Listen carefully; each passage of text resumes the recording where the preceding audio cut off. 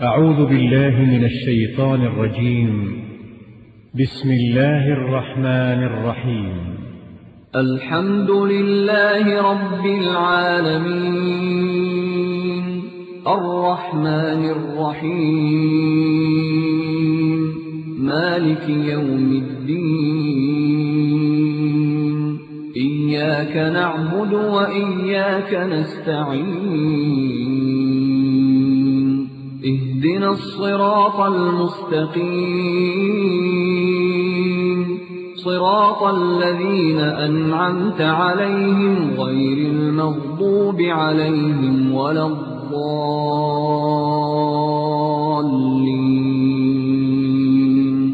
بسم الله الرحمن الرحيم. ألف لام ميم. ذلك الكتاب لا ريب فيه هدى للمتقين الذين يؤمنون بالغيب ويقيمون الصلاة ومما رزقناهم ينفقون. بسم الله الرحمن الرحيم. لقد رضي الله عن المؤمنين إذ يبايعونك تحت الشجرة فعلم ما في قلوبهم فأنزل السكينة عليهم وأثابهم فتحا قريبا.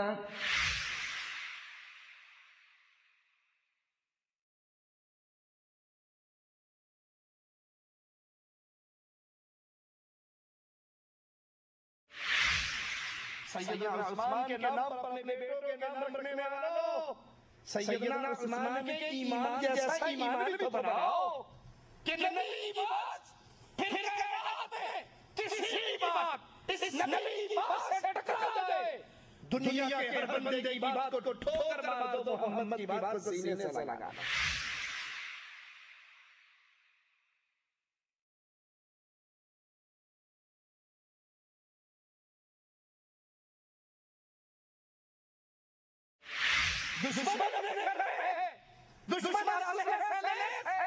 دشمن کے پاس بہت بڑی لکڑی ہے اور نبی 1400 ساتھیوں کو لے کر بے سر و سامان میں، لیکن محبت عثمان کا اندازہ کیجئے. آقا کو اپنے سبیل سے، اپنے زوال سے، اپنے صحابی سے کتنی محبت تھی. اس بے سر و سامانی میں کہتے ہیں یہ محمد کا ہاتھ ہے، یہ عثمان کا ہاتھ ہے. ہم اس وقت لڑیں گے جب تک عثمان کا بدلہ نہ لے اور واپس نہیں لوٹیں گے، بھلے ہم لڑتے لڑتے سارے مارے جائیں.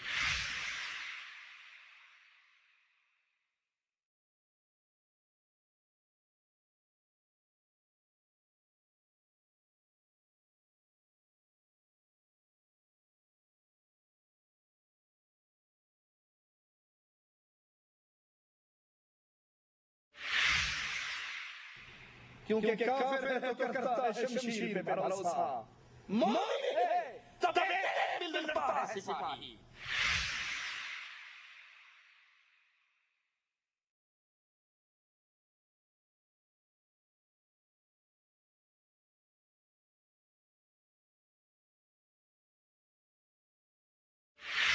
نبی پھر آتے ہیں، عثمان پھر دیتے ہیں، نبی پھر آتے ہیں، عثمان پھر دیتے ہیں. 900 اونٹ سیدنا عثمان تجاوز سے لدے ہوئے تیار حالت کے اندر رسول کریم صلی اللہ علیہ وسلم کو دیتے، اور 100 گھوڑے سیدنا عثمان رضی اللہ عنہ وارضا اللہ کے رسول صلی اللہ علیہ وسلم کے دربار میں لاتے ہیں. 1000 دینار جو 5.5 کلو سونے کے برابر، سیدنا عثمان وہ سونا وہ دینار لا کر امام الانبیاء کی گود میں ڈال دیتے ہیں. امام الانبیاء جناب محمد رسول اللہ صلی اللہ علیہ وسلم اس کو اپنی گود میں اس سونے کو الٹتے ہیں پلٹتے ہیں، خوش ہوتے ہیں، اور پھر زبان مبارک کھلتی ہے، فرماتے ہیں قد قضی عثمان ما ضر عثمان ما عمل بعد اليوم قط. عثمان بس کرو، بس کرو، آج کے بعد جو چاہے کرو، اللہ ضمانت دے دی۔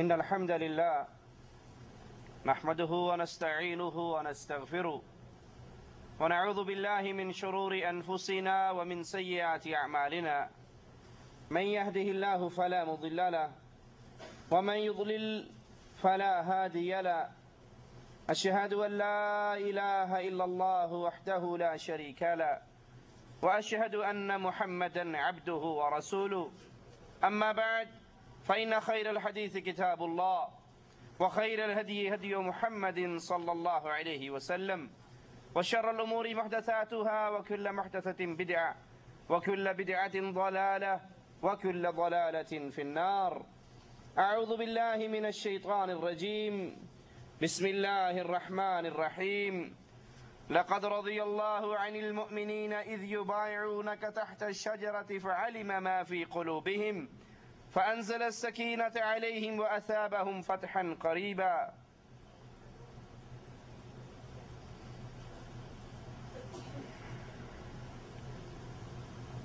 اللہ مالک کی توفیق سے آج اس ذات کا تذکرہ سنیں گے جن کو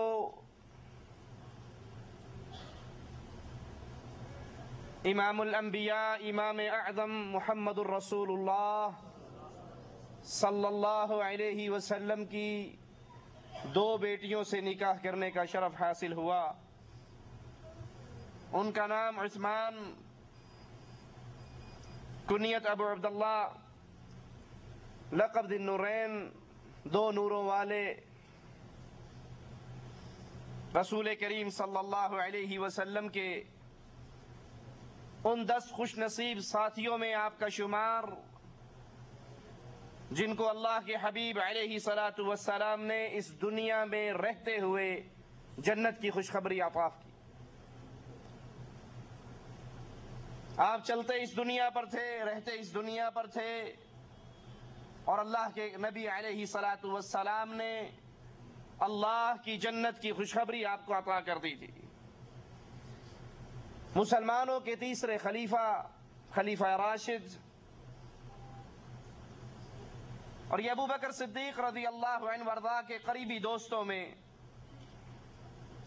حضرت عثمان رضی اللہ عنہ وارضاہ کی خالہ پہلے ہی مسلمان ہو چکی تھی۔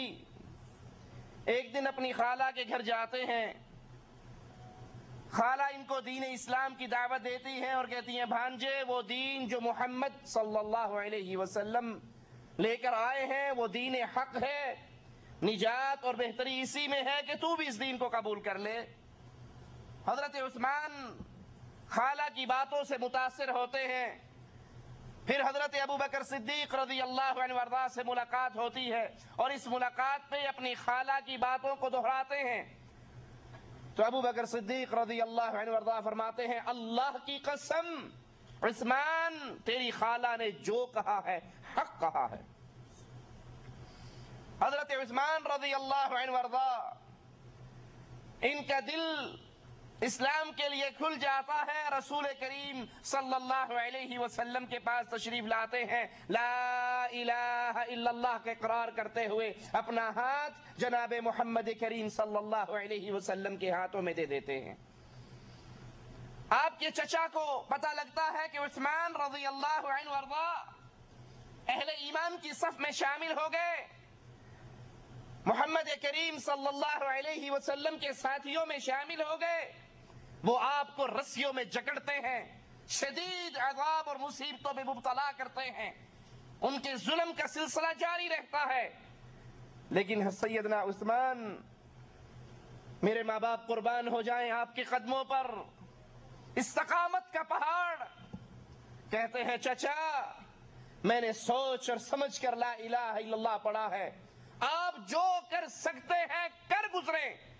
عثمان کی گردن کٹ سکتی ہے لیکن عثمان اب اسلام کے دامن سے اپنے دامن کو چھڑا نہیں سکتا۔ میں لا الہ الا اللہ محمد رسول اللہ کا اقرار کر کے اللہ کے نبی صلی اللہ علیہ وسلم پر ایمان لے آیا ہوں، آپ مار سکتے ہیں مار لیجئے، جو چاہے کر لیں، آپ ہر طرح کے ظلم مجھ پہ کر سکتے ہیں، لیکن میرا دامن اب اہل ایمان میں شامل ہو چکا ہے، میں مسلمان ہو چکا ہوں، میرے دل سے ایمان کی غیرت کو نہیں نکال سکتے۔ جب ظلم حد سے بڑھ گیا اور صحابہ کرام ابتدا میں جتنے لوگ بھی مسلمانوں کی جماعت میں شامل ہوئے، کفار نے ان پہ ظلم کی چکیے چلائیں، بے بہا ظلم کیا۔ جب یہ کفار کا ظلم حد سے بڑھتا ہے تو امام الانبیاء امام اعظم محمد الرسول اللہ صلی اللہ علیہ وسلم مسلمانوں کو اجازت دیتے ہیں کہ تم حبشہ کی طرف ہجرت کر جاؤ۔ اگرچہ وہ ملک عیسائیوں کا ہے لیکن وہاں کا بادشاہ نجاشی نیک دل انصاف پسند حکمران ہے، تم وہاں جاؤ اور وہاں سکون سے رہو گے۔ مسلمانوں کا پہلا قافلہ جس میں 12 مرد اور 4 عورتیں شامل ہیں وہ حبشہ کی طرف ہجرت کرتی ہیں، اور ان میں حضرت عثمان رضی اللہ عنہ وارضا اور آپ کی زوجہ رسول کریم صلی اللہ علیہ وسلم کی مبارک بیٹی سیدہ رقیہ بھی آپ کے ساتھ شامل ہیں۔ مسلمانوں کو ابھی چند ماہ سرزمین حبشہ پہ ہوتے ہیں کہ انہیں خبر ملتی ہے کہ اہل مکہ سب کے سب مسلمان ہو چکے ہیں اور اللہ کے نبی صلی اللہ علیہ وسلم کے ساتھ مل گئے۔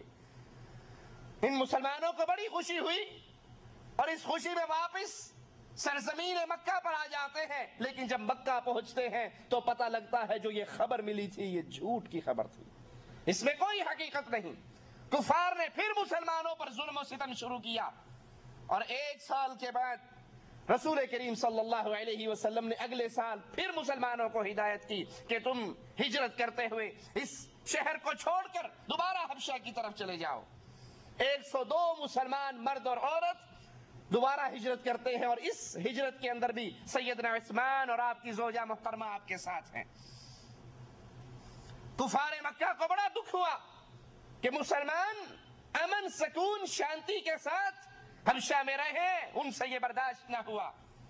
وہ مسلمانوں کے پیچھے جاتے ہیں، ہدیے اور تحائف لے کر جاتے ہیں، اور نجاشی کے پاس پہنچنے سے پہلے نیچے والے عملے کو کنٹرول کرنے کی کوشش کرتے ہیں، پادریوں کو انعامات دیتے ہیں، ان کو ہدیے دیتے ہیں، تحفے تحائف سے نوازتے ہیں، تاکہ جب یہ عملہ میرا بن جائے گا تو پھر بادشاہ تک شکایت کرنی آسان ہوگی۔ اب وہ بادشاہ کے دربار میں ان مسلمانوں کے خلاف مقدمہ پیش کرتے ہیں کہ یہ مسلمان اپنے آباء و اجداد کے دین کو چھوڑ کر آئے ہیں، آپ ان کو واپس ہمارے حوالے کر دیجئے۔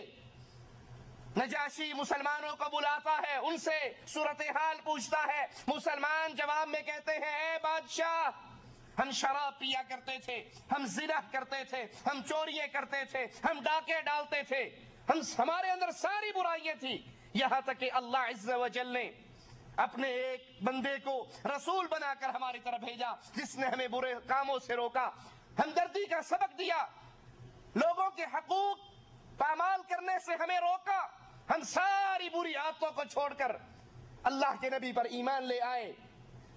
جب کافروں نے دیکھا کہ یہاں دال نہیں گلنے والی اور ہمارے سارے حربے فیل ہیں، وہ کہتے ہیں نجاشی جن کو تو نے پناہ دی ہے جانتا ہے یہ عیسیٰ اور مریم کے بارے میں کیا عقیدہ رکھتے ہیں؟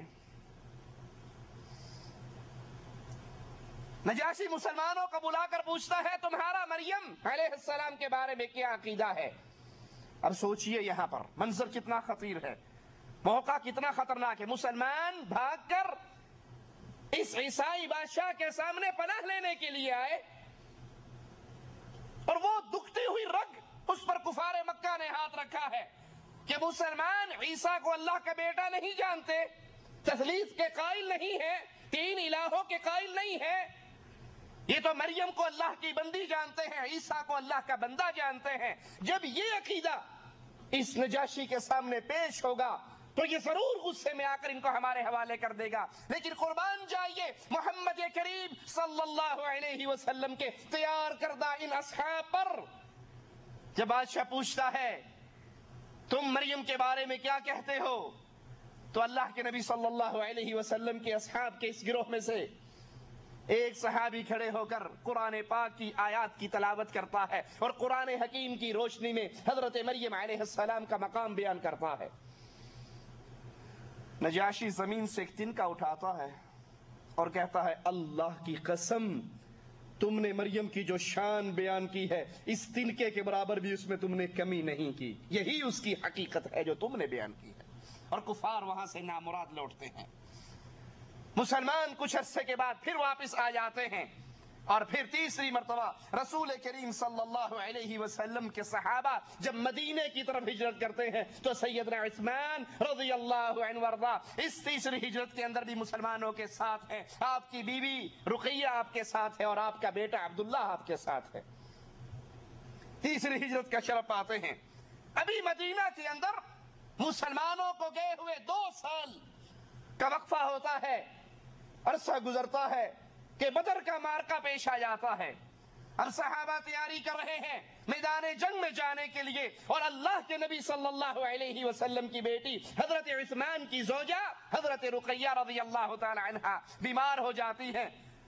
شان سنیے، مقام دیکھیے، اللہ کے نبی فرماتے ہیں عثمان تم مدینہ میں رہو، میری بیٹی کا خیال رکھو، اور آپ نے اپنے قریبی ساتھی اسامہ کو بھی حضرت عثمان کے خیال کے لیے چھوڑا، تم مدینہ میں رہو، یہ بدر والے میرے ساتھ مارکے والے جا رہے ہیں، جو بندہ مارکہ بدر میں شامل ہوگا عثمان اللہ تجھے اتنا ہی ثواب دے گا جتنا بدریوں کو ثواب دے گا، تجھے لڑے بغیر وہ ثواب ملے گا جو یہ ثواب لڑ کر حاصل کریں گے، تم مدینہ میں رہ کر بدر کے مارکے کا اجر و ثواب پائے گا، تو میری بیٹی کی خدمت کر، اس کا خیال رکھ، یہ بیماری کے ایام میں ہے تو مدینے میں رہے۔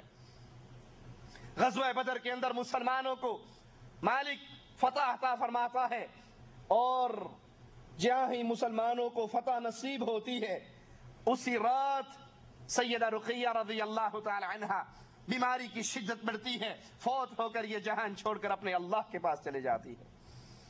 حضرت عثمان رضی اللہ عنہ وارضا اپنی بیوی کو دفن کرتے ہیں کہ اللہ کے نبی صلی اللہ علیہ وسلم تشریف لاتے ہیں، آپ کو بڑا غم ہوتا ہے، جہاں عثمان کو غم ہے وہاں نبی کو بھی غم ہے۔ اللہ کے رسول صلی اللہ علیہ وسلم اپنی بیٹی کی قبر پہ جاتے ہیں، آنکھوں سے آنسو بہ رہے ہیں، ان کے لیے مغفرت کی دعا کر رہے ہیں، اور حضرت عثمان غم میں نڈھال ہے، اور اس غم کی کیفیت میں آپ کی زبان سے بے اختیار جو جملے نکلتے ہیں وہ جملے یہ ہے، افسوس میرا محمد کریم صلی اللہ علیہ وسلم سے جو دامادی والا رشتہ تھا وہ رشتہ آج ختم ہو گیا۔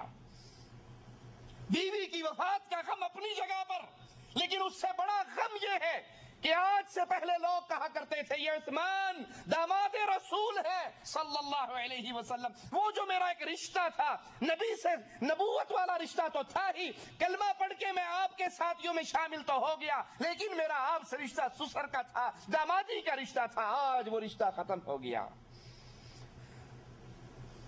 کسی کو اپنی بیٹی کا غم ملا ہو، کسی کا داماد اس کی بیٹی کو خوش نہ رکھتا ہو، کیا خیال ہے وہ بیٹی مر جائے تو یہ دوسری بیٹی کا نکاح اپنے اس داماد سے کرے گا کہ تجھے پہلے ہی ایک دی تھی، تو نے اسی کو ذلیل کر کے رکھا۔ لیکن جو کوئی انسان کسی سے اتنا خوش ہو اپنی بیٹی کا رشتہ دے کر وہ سمجھتا ہو کہ اس نے حق ادا کیا ہے محبتوں کا، تبھی انسان اپنی دوسری بیٹی اس کو دیتا ہے۔ اللہ کے نبی صلی اللہ علیہ وسلم کے ساتھی حضرت عثمان بار بار یہ جملہ کہتے ہیں کہ آقا علیہ السلام سے، امام الانبیاء سے جو وہ رشتہ داری تھی، وہ شرف آج ختم ہو گیا۔ اللہ کے نبی علیہ السلام حضرت عثمان سے اپنی دوسری بیٹی کا نکاح کر دیتے ہیں۔ سیدنا عثمان کو گالیاں دینے والوں، سیدنا عثمان پر طعن کرنے والوں، سیدنا عثمان کی توہین کرنے والوں، سیدنا عثمان کے ایمان کا انکار کرنے والوں، سیدنا عثمان کے بارے میں نفاق کی تہمت لگانے والوں، بتاؤ اگر عثمان سچے مومن نہ ہوتے، اگر عثمان سے رسول صلی اللہ علیہ وسلم خوش نہ ہوتے، اپنی دوسری بیٹی کا نکاح اس سے کیوں کرتے؟ دوسری بیٹی کو ان کے نکاح میں دینا یہ عثمان کے ایمان کی بھی گارنٹی ہے، آپ کے اخلاق کی بھی گارنٹی ہے، محبت رسول کی بھی گارنٹی ہے کہ اللہ کے نبی صلی اللہ علیہ وسلم کو آپ سے اتنی محبت تھی، ایک بیٹی کے فوت ہو جانے پر دوسری بیٹی کا نکاح آپ سے کر دیا۔ اللہ کے رسول علیہ السلام ہجرت کے چھٹے سال اپنے اصحاب کرام کو لے کر عمرے کی نیت سے مدینہ سے نکلتے ہیں۔ 1400 صحابہ آپ کے ساتھ ہیں، ارادہ عمرے کا ہے، اسلحے سے لیس نہیں ہے، جنگی حالت میں نہیں، جنگی تیاری میں نہیں، بلکہ صرف عمرے کی غرض سے آتے ہیں۔ کفار مکہ کو پتہ لگتا ہے کہ رسول کریم صلی اللہ علیہ وسلم تشریف لا رہے، وہ عہد کرتے ہیں کہ اللہ کے نبی علیہ السلام کو ہم مکہ کی حدود میں داخل نہیں ہونے دیں گے۔ اللہ کے نبی علیہ السلام کو بھی ان کے ارادوں کی خبر پہنچ جاتی ہے، آپ راستہ بدل کر حدیبیہ کے مقام تک پہنچ جاتے ہیں، اور وہاں سے قریشیوں کو پیغام بھیجتے ہیں، اپنا سفیر روانہ کرتے ہیں کہ ہم جنگ کی نیت سے نہیں آئے، ہم تو عمرہ کرنے کے لیے آئے ہیں، ہم اللہ کے گھر کی زیارت کے لیے آئے ہیں، جنگ کے لیے نہیں آئے، عمرہ کریں گے، بیت اللہ کا طواف کریں گے اور پھر واپس مدینہ لوٹ جائیں گے۔ قریش مکہ طائف کے ایک سردار عروہ ثقفی کو بھیجتے ہیں، وہ آتے ہیں رسول کریم صلی اللہ علیہ وسلم کی ملاقات کے لیے، آپ سے ملاقات کرتے ہیں، آپ ان کے سامنے بھی یہی بات رکھتے ہیں کہ ہم جنگ کے لیے نہیں آئے، جنگ کا ہمارا ارادہ نہیں ہے، تمہارے سامنے ہماری کیفیت، ہم جنگ کی تیاری سے نہیں آئے، ہم تو خالصتاً عمرہ کرنے کی نیت سے آئے ہیں۔ یہ عروہ واپس لوٹتے ہیں، قریشیوں کے سامنے رسول کریم صلی اللہ علیہ وسلم کا پیغام رکھتے ہیں، اور ساتھ نبی کریم صلی اللہ علیہ وسلم کی مجلس کے جس منظر کو دیکھ کر گئے تھے وہ بھی بیان کرتے ہیں۔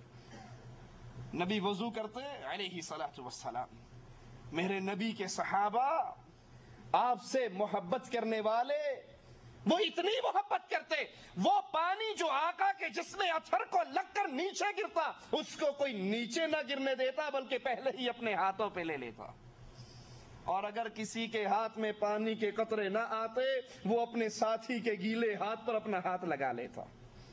یہ عروہ کہنے لگے، اے قریش مکہ، اے سرداروں، میں نے بڑے بڑے بادشاہوں کے درباروں کو دیکھا ہے، کیسر و کسرا کے درباروں میں گیا ہوں، لیکن اللہ کی قسم جو عزت، جو محبت، جو قربانی، جو اثار میں نے محمد کے صحابہ کو محمد سے کرتے ہوئے دیکھا ہے، میں نے دنیا کے کسی بادشاہ کے دربار میں نہیں دیکھا۔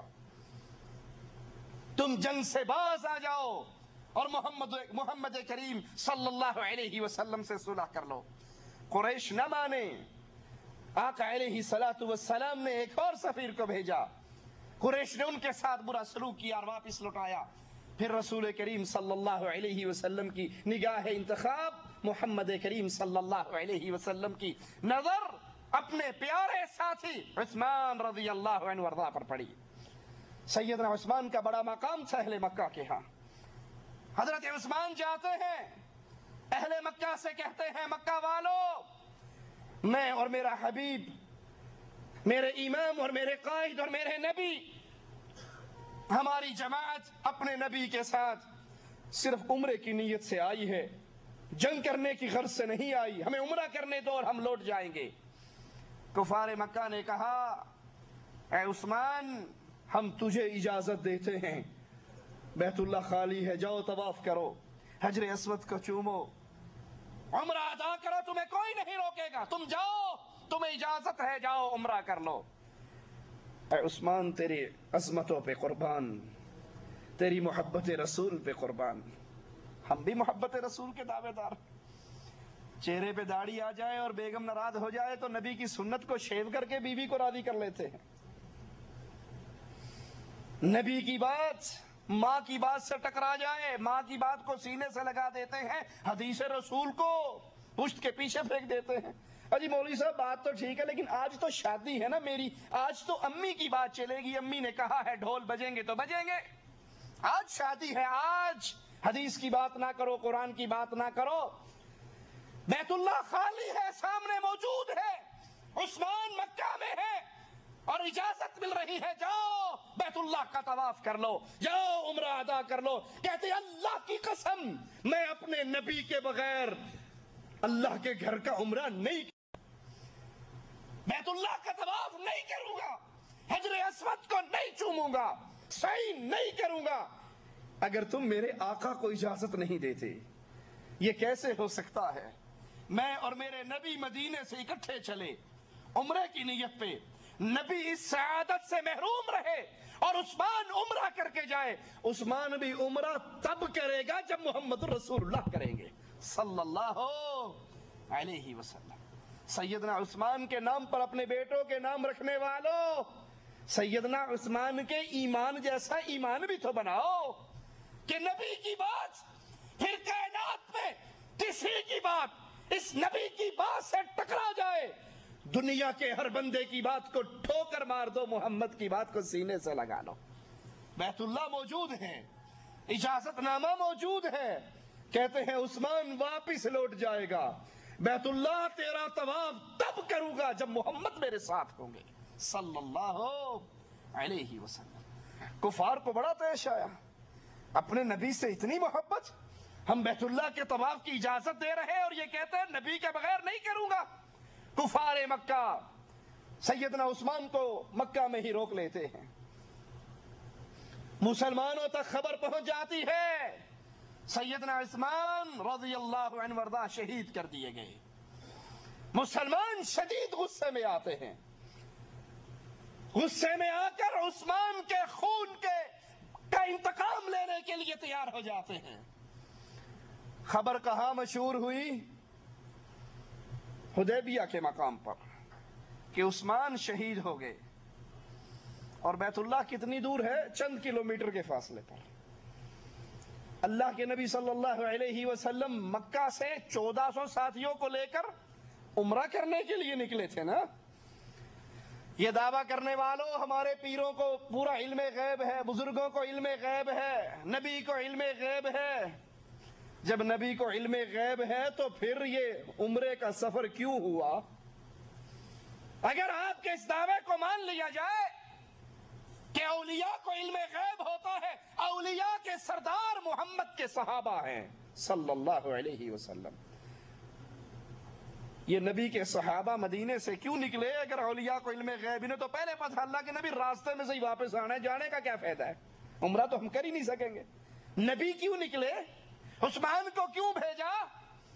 سنیے، حضرت عثمان مکہ میں زندہ ہیں اور اللہ کے رسول صلی اللہ علیہ وسلم اور آپ کے صحابہ خون عثمان کا بدلہ لینے کے لیے تیار ہیں۔ ایک درخت کے نیچے بیٹھتے ہیں، لوگوں سے عثمان کے خون کا انتقام لینے کے لیے بیعت لیتے ہیں، اور اللہ کے نبی کے انداز دیکھیے، اپنے ایک ہاتھ پر اپنا دوسرا ہاتھ رکھ کر اپنے دوسرے ہاتھ کو عثمان کا ہاتھ قرار دیتے ہیں۔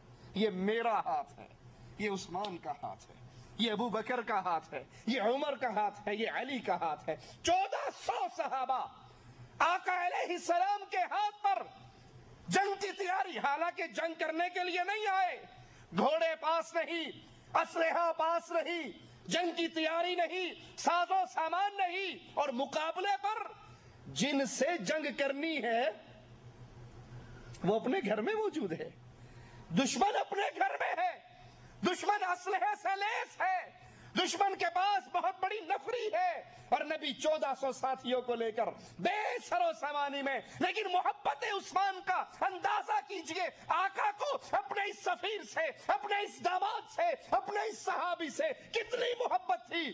اس بے سر و سامانی میں کہتے ہیں یہ محمد کا ہاتھ ہے، یہ عثمان کا ہاتھ ہے، ہم اس وقت تک لڑیں گے جب تک عثمان کا بدلہ نہ لے لیں اور واپس نہیں لوٹیں گے، بھلے ہم لڑتے لڑتے سارے مارے جائیں۔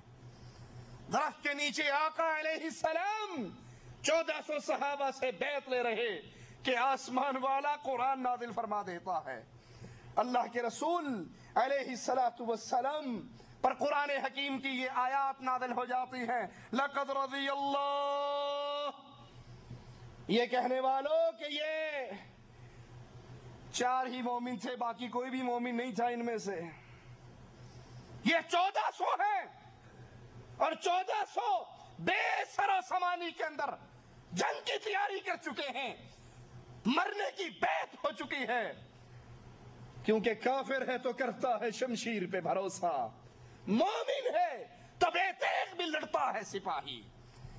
ان کی محبتیں، ان کا پیار، ان کی عظمتیں، جنگ کی تیاریاں اور یہ سارا کچھ دے کر اللہ بھی ان سے راضی ہونے کا سرٹیفکیٹ نازل کر رہا ہے۔ لقد رضی اللہ عن المؤمنین، اللہ ان مومنوں سے راضی ہوا، ان میں ابو بکر ہے، ان میں عمر ہے، ان میں صحابہ کرام ہیں، اللہ کے نبی علیہ السلام کے ساتھی 1400 صحابہ، اور اللہ 1400 کو سب کو مومن کہہ رہا ہے اور سب کے بارے میں کہہ رہا ہے لقد رضی اللہ، اللہ ان سے راضی ہوا، اور یہ ہے کون؟ عن المؤمنین، یہ اہل ایمان ہے۔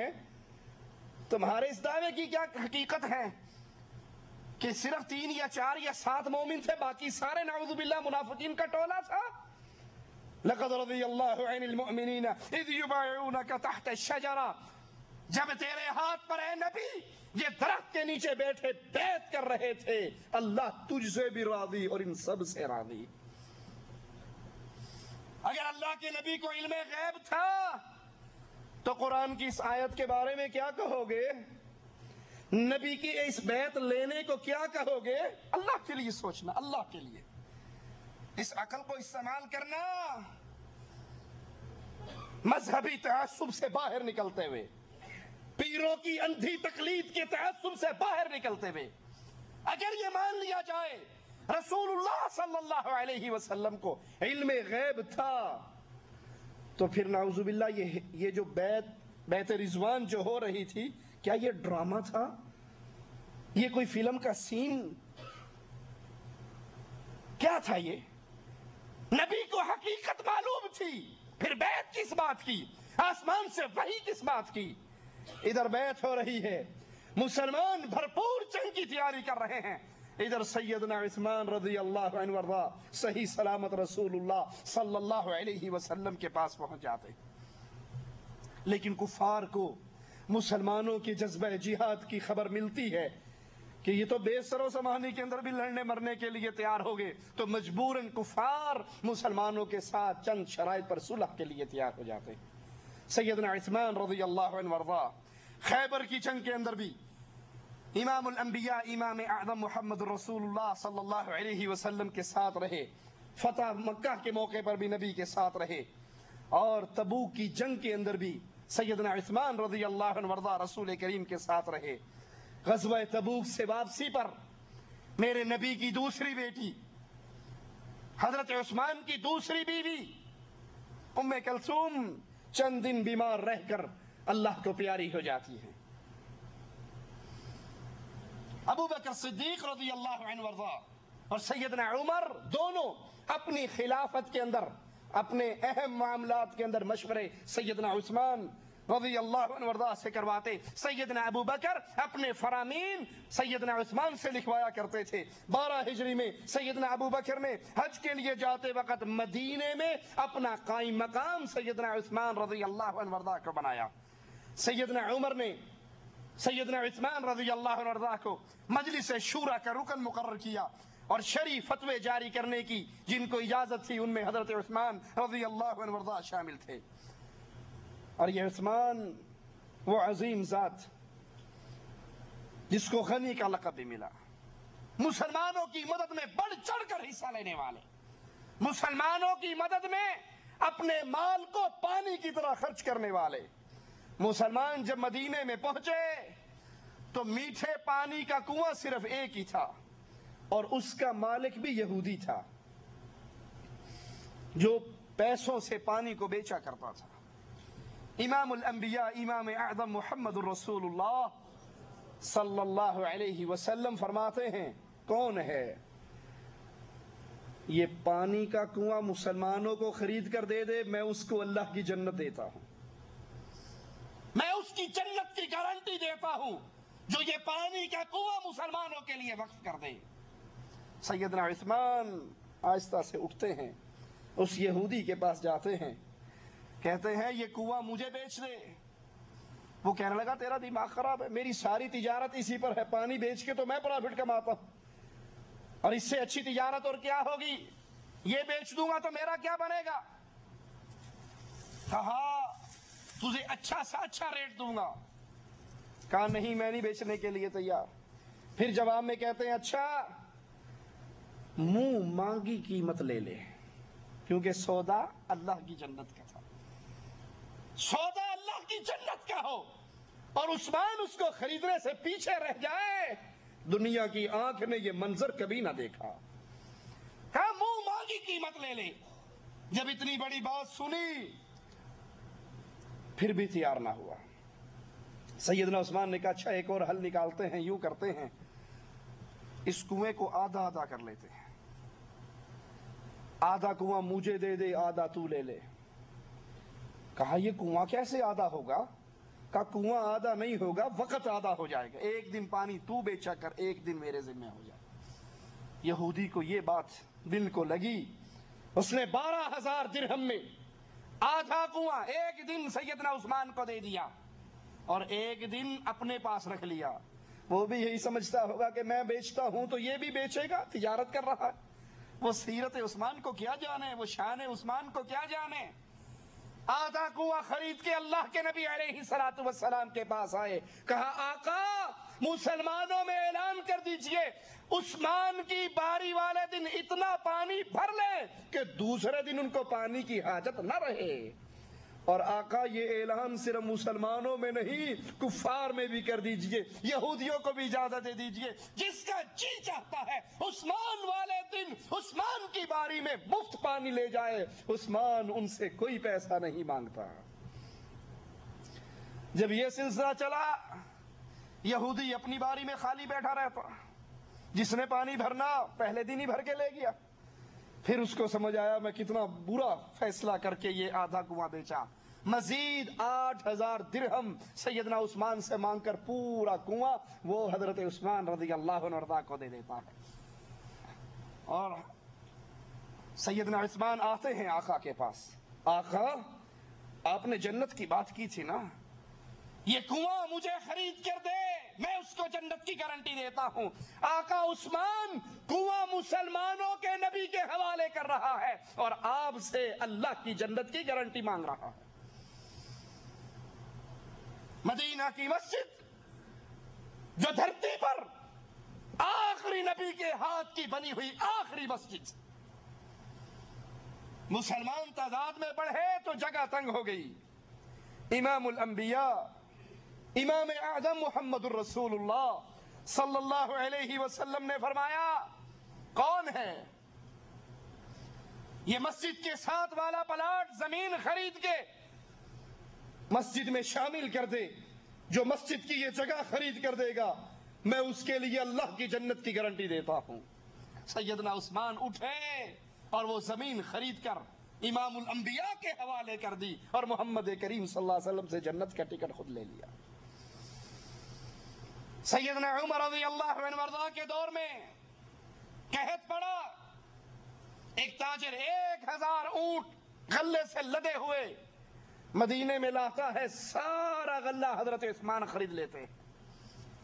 مدینے کے تجار کو پتہ لگتا ہے، وہ سیدنا عثمان کے پاس آتے ہیں، کوئی 1% پرافٹ دینے کی بات کرتا ہے، کوئی 2% دینے کی بات کرتا ہے، کوئی 3% پرافٹ دینے کی بات کرتا ہے۔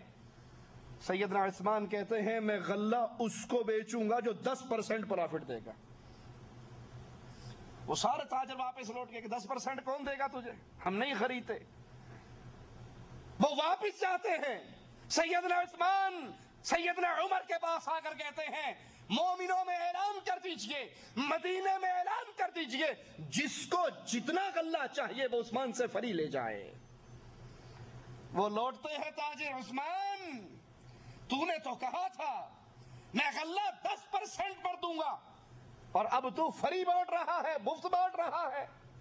کہا تمہیں نہیں پتا میرے رب نے 1 درہم کے بدلے 10 نیکیوں کا بدلہ وعدہ کر رکھا ہے. تم 1 درہم اللہ کے راستے میں خرچ کرو, اللہ 10 گنا اس کا ثواب دے گا. میں نے 1000 اللہ کے راستے میں اونٹ خرچ کیے ہیں, اللہ اس کے بدلے میں مجھے 10 گنا پروفٹ دے گا. وہ عثمان رضی اللہ عنہ وارضا غزوہ تبوک کے موقع پر مسلمانوں کا سفر بڑا لمبا, جس لشکر سے مقابلہ وہ بڑا شدید. اللہ کے حبیب علیہ الصلوۃ والسلام نے مسلمانوں کو اکٹھا کیا. اب اس لشکر کے کھانے پینے اور اخراجات اور سفر کے راستے کی صعوبتیں, یہ سارا کچھ دیکھتے ہوئے اللہ کے نبی علیہ الصلوۃ والسلام نے مسلمانوں سے جہاد کے لیے چندے کا سوال کیا. ابو بکر صدیق رضی اللہ عنہ وارضا اپنے گھر کا سارا سامان لے کر آ گئے. آقا علیہ الصلوۃ والسلام نے پوچھا ابو بکر گھر والوں کے لیے کیا چھوڑ کر آیا ہے؟ جواب میں کہا امام الانبیاء ابو بکر کے گھر میں جو تھا وہ تیرے قدموں میں لے آیا ہے. صدیق کے گھر میں رب ہے اور اس کے رسول کی محبت ہے, ان 2 محبتوں کے علاوہ کچھ بھی نہیں ہے. سیدنا عمر رضی اللہ عنہ وارضا فرماتے ہیں میرے جی میں تھا آج میں ابو بکر سے جیت جاؤں گا, کیونکہ میں نے اپنے گھر کے مال کے 2 حصے کیے تھے. آدھا اللہ کے نبی کی عدالت میں لایا تھا, آدھا اپنے گھر والوں کے پاس چھوڑا تھا. لیکن جب ابو بکر کا جواب سنا تو مجھے یقین ہو گیا عمر ابو بکر سے کبھی نہیں بڑھ سکتے. اللہ کے نبی بیٹھے ہیں, اعلان کرتے ہیں کون ہے 100 اونٹ اللہ کے لیے دے دے, میں اس کے لیے جنت کی ضمانت دیتا ہوں. سیدنا عثمان رضی اللہ عنہ وارضا کا قافلہ اونٹوں کا تجارت کے لیے نکلنے کے لیے تیار. آپ اس قافلے کو روکتے ہیں, 100 اونٹ امام الانبیاء کو دیتے ہیں. اللہ کے نبی پھر سوال کرتے ہیں کون ہے 100 اونٹ دے دے, میں اس کو اللہ کی جنت کی ضمانت دیتا ہوں. سیدنا عثمان پھر کہتے ہیں آقا اونٹ مجھ سے لیجئے, جنت مجھے دیجئے. نبی پھر مانگتے ہیں, عثمان پھر دیتے ہیں, نبی پھر مانگتے ہیں, عثمان پھر دیتے ہیں. 900 اونٹ سیدنا عثمان تجاوز سے لدے ہوئے تیار حالت کے اندر رسول کریم صلی اللہ علیہ وسلم کو دیتے ہیں, اور 100 گھوڑے سیدنا عثمان رضی اللہ عنہ وارضا اللہ کے رسول صلی اللہ علیہ وسلم کے دربار میں لاتے ہیں. 1000 دینار جو 5.5 کلو سونے کے برابر. سیدنا عثمان وہ سونا وہ دینار لا کر امام الانبیاء کی گود میں ڈال دیتے ہیں. امام الانبیاء جناب محمد الرسول اللہ صلی اللہ علیہ وسلم اس کو اپنی گود میں اس سونے کو الٹتے ہیں پلٹتے ہیں, خوش ہوتے ہیں, اور پھر زبان مبارک ہلتی ہے, فرماتے ہیں قد یا عثمان ما ضر عثمان ما عمل بعد اليوم قط.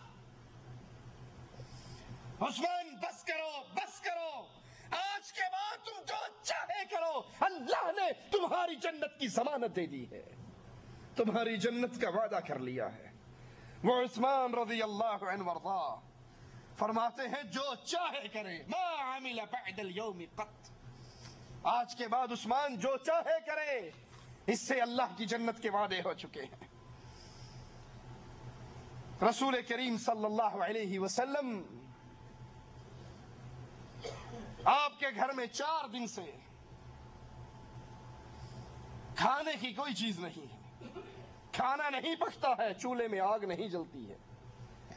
سیدنا عثمان رضی اللہ عنہ وارضا کو خبر ملتی ہے تو اپنے پاس سے راشن لے کر کچھ اشرفیے لے کر، کچھ دینار لے کر، ایک بکرا لے کر، کچھ آٹا اور کھجورے لے کر، 300 درہم لے کر اللہ کے رسول صلی اللہ علیہ وسلم کے گھر پہنچتے ہیں۔ اللہ کے حبیب علیہ الصلوۃ والسلام گھر پہ نہیں ہیں، یہ مومنوں کی ماں سیدہ عائشہ رضی اللہ تعالی عنہا کو دے کر چلے جاتے ہیں۔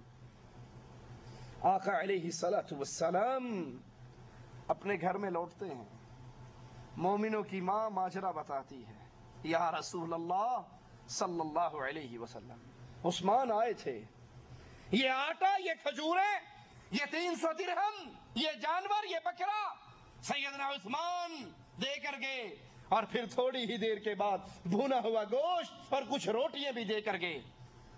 سیدہ عائشہ رضی اللہ تعالی عنہا فرماتی ہیں، امام الانبیاء نے جب یہ بات سنی اپنے حجرے میں نہ ٹھہرے، فوراً اپنی مسجد میں آئے، اور مسجد میں آ کر اپنے ہاتھوں کو بلند کر کے کہتے ہیں، اے اللہ میں عثمان سے راضی ہوا، تو بھی عثمان سے راضی ہو جا۔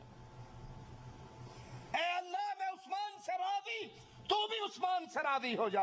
اے اللہ میں عثمان سے راضی، تو بھی عثمان سے راضی ہو جا۔ 3 مرتبہ رسول کریم صلی اللہ علیہ وسلم یہ دعا دیتے ہیں، اللہ میں عثمان سے راضی، تو بھی عثمان سے راضی ہو جا۔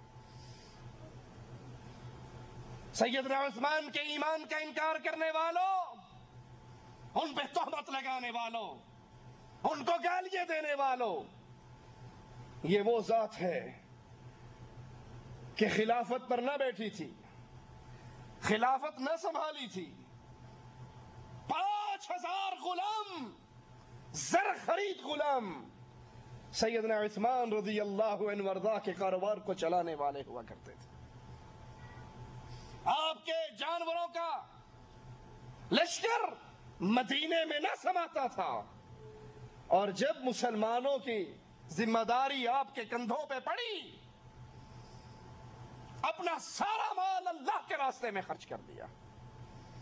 یہ وہ ذات تھی جس سے آسمان کے فرشتے بھی حیا کیا کرتے تھے۔ رسول کریم صلی اللہ علیہ وسلم ایک باغ میں آ کر بیٹھتے ہیں، اپنی پنڈلیوں سے کپڑا اٹھا لیتے ہیں، کنویں کے اندر ٹانگیں لٹکا دیتے ہیں، اور اپنے ایک صحابی کو کہتے ہیں، گیٹ پہ ٹھہرو، اگر کوئی آئے میری اجازت کے بغیر اس کو اندر نہ آنے دینا۔ یہ گیٹ پر آتے ہیں، تھوڑی دیر کے بعد دروازہ بجتا ہے، یہ پوچھتے ہیں کون ہے؟ جواب ملتا ہے ابو بکر ہے۔ کہتے ہیں ٹھہرو، میں اپنے رسول سے اجازت لے کر آتا ہوں۔ آ کر کہتے ہیں، یا رسول اللہ صلی اللہ علیہ وسلم، میرے نبی کا نام آئے تو پیار سے کہا کریں صلی اللہ علیہ وسلم۔ بد نصیب ہے وہ انسان جس کے سامنے نبی کا ذکر ہو اور اس کی زبان سے صلی اللہ علیہ وسلم نہ نکلے، نبی کا نام سن کر بھی وہ درود نہ پڑے، یہ بد نصیب انسان ہے۔ اور خوش نصیب ہے وہ جس کو اپنے نبی کا نام سن کے اس کی زبان بے اختیار بول اٹھے صلی اللہ علیہ وسلم۔ یہ سودا گھاٹے کا نہیں ہے، نقصان کا نہیں ہے۔ تم ایک مرتبہ میرے نبی پہ درود پڑھو گے، عرش والا تمہارے اوپر 10 رحمتوں کا نزول فرما دے گا۔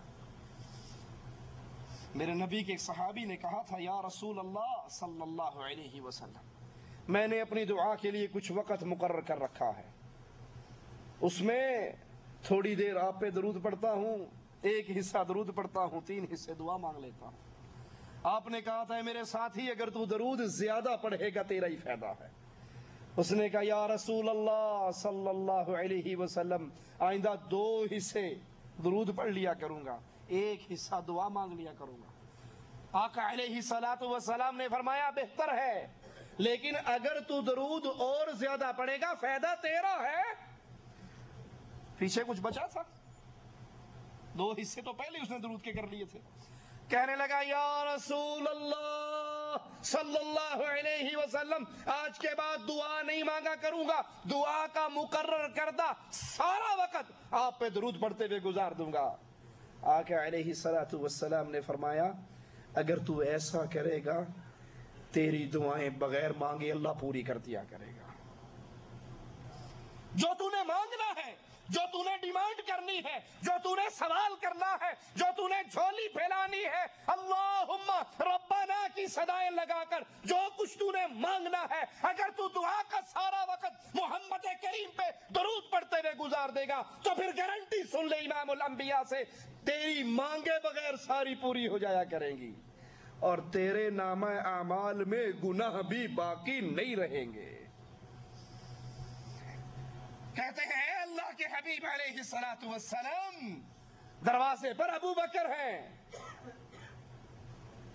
آپ نے فرمایا جاؤ اس کو آنے کی اجازت دے دو، جنت کی خوشخبری دے دو۔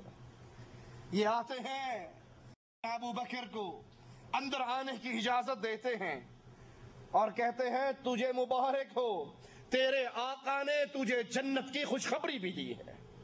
پھر دروازے پہ جا کے بیٹھ جاتے ہیں، تھوڑی دیر گزرتی ہے، سیدنا عمر آ جاتے ہیں، یہ صحابی انہیں روکتے ہیں کہ ٹھہرو میں اپنے نبی سے پوچھ کر آتا ہوں۔ کہتے ہیں اللہ کے حبیب علیہ الصلوۃ والسلام عمر آئے ہیں، اندر آنے کی اجازت مانگتے ہیں۔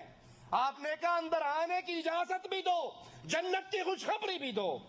نبی کنویں پر بیٹھے ہوئے کنارے پر، پنڈلی مبارک سے کپڑا اٹھا ہوا، ابو بکر بھی آ کر بیٹھ گئے، سیدنا عمر بھی آ کر بیٹھ گئے، آپ کی پنڈلی سے ویسے ہی کپڑا اٹھا رہا۔ تیسری بار دروازہ بجتا ہے، سیدنا عثمان رضی اللہ عنہ وارضہ آتے ہیں، جواب ملتا ہے ٹھہرو میں اپنے نبی سے اجازت لے آؤں۔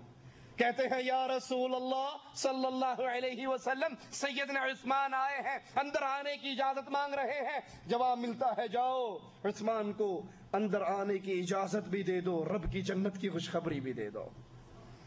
جو ہی سیدنا عثمان آئے، اللہ کے رسول صلی اللہ علیہ وسلم کی پنڈلی مبارک سے جو کپڑا اٹھا ہوا تھا، ابو بکر آئے تو اٹھا رہا، عمر آئے تو اٹھا رہا، جب عثمان آئے آپ نے اپنے کپڑے کو ٹھیک کر لیا، اپنی پنڈلیوں کو چھپا لیا۔ کہنے والے نے کہا یا رسول اللہ صلی اللہ علیہ وسلم، ابو بکر آئے آپ کی پنڈلیاں ننگی رہیں، عمر آئے آپ کی پنڈلیاں ننگی رہی، یہ عثمان آئے ہیں آپ نے اپنے کپڑے کو ٹھیک کر لیا۔ کہا سوال کرنے والے میں اس سے حیا کیوں نہ کروں جس سے آسمان کے فرشتے بھی حیا کرتے ہیں۔ وہ سیدنا عثمان رضی اللہ عنہ وارضہ، اللہ سے دعا ہے اللہ ہمیں ان کے نقش قدم پر چلنے کی توفیق عطا فرمائے، ہمیں زندہ رکھے، ایمان پہ رکھے، موت دے تو اسلام پر دے، اور اس حال میں دے کہ اللہ ہم سے راضی ہو اور ہم اللہ سے راضی ہوں۔